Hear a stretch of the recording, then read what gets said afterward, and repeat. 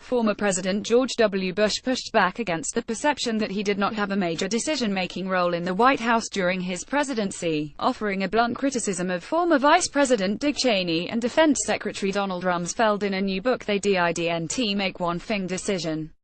Bush made the comment to author Mark A. Updegrove in The Last Republicans Inside the Extraordinary Relationship Between George H. W. Bush and George W. Bush, saying Rumsfeld and Cheney didn't make one thing decision while he was president. The fact that there was any doubt in anyone's mind about who the president was blows my mind, the 43rd president continued. Updegrove's book delves into the relationship between George W. Bush and his father, former President George H. W. Bush, as well as their experiences in and out of the Oval Office.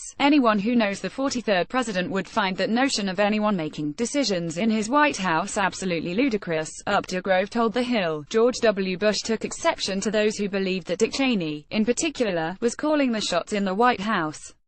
That Dick Cheney was this Machiavellian puppet master of George W. Bush. Anyone who knows George W. Bush knows that he has this reflexive ease in decision-making. He said, those around him saw that in the White House, so it's understandable that George W. Bush would have a problem with those, including his mother at a certain point, who believed that Dick Cheney had too much power. While the elder Bush said that he did not worry about Cheney's influence on his son's presidency, former First Lady Barbara Bush said there was a time where she frequently voiced her concerns about Cheney's influence over her son. I do think he was different, the former First Lady told Updegrove. I think his heart operation made a difference.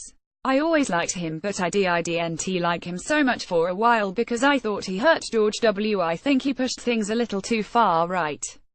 The book, which is set to be released on November 14, has already made headlines for the two former presidents' candid assessment of President Trump. I don't like him, George H. W. Bush, who voted for Democratic nominee Hillary Clinton. Diane Rodham Clinton Blumenthal Trump data firm reaching out to WikiLeaks. Significant Tillerson eliminates key State Department sanctions office report. Intel Dem what's in dossier more important than who paid for it. Moore says in the book. I don't know much about him, but I know he's a blowhard.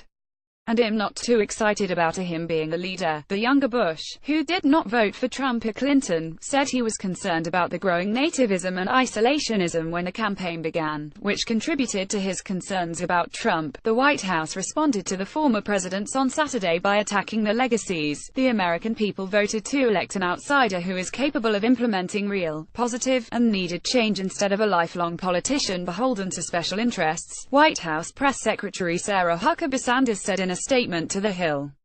If they were interested in continuing decades of costly mistakes, another establishment politician more concerned with putting politics over people would have won. In another statement reported by CNN, a White House source slammed the Bush legacy. If one presidential candidate can disassemble a political party, it speaks volumes about how strong a legacy its past two presidents really had, the White House said.